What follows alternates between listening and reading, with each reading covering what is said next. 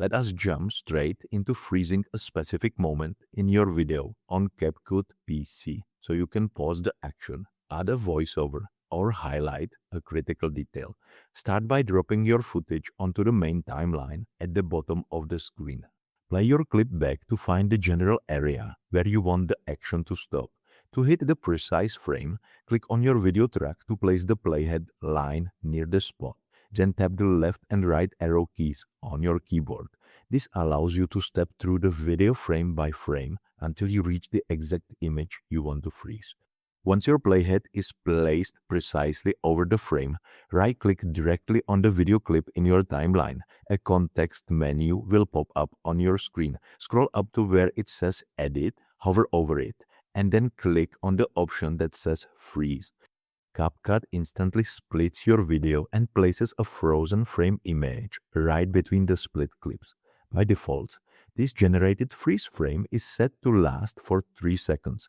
You can easily modify the timing by clicking, holding, and dragging either the left or right edge of the frozen block to make it longer or shorter, depending on your editing needs.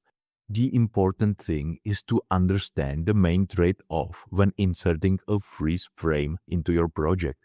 When CapCut generates this still frame, it automatically expands the total length of your video track and pushes all subsequent video clips, overlays, and audio files further to the right. That means if you already aligned music, sound effects, or subtitles down the line, those elements will now be completely out of sync with your video.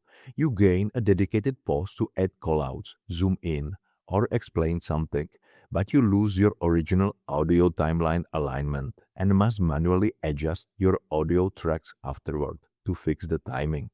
In my case, I like to click on the newly created freeze frame, head over to the upper right corner under the video tape, and tweak the scale option to zoom in slightly on the main subject. You can also drag text elements or graphics right above this frozen segment to emphasize a specific detail while the motion is paused. Once you finish fine-tuning the duration and adding your effects, play back the timeline to verify that the video transitions smoothly into the freeze and resumes naturally afterward. I hope you found this helpful, and I'll see you in the next one.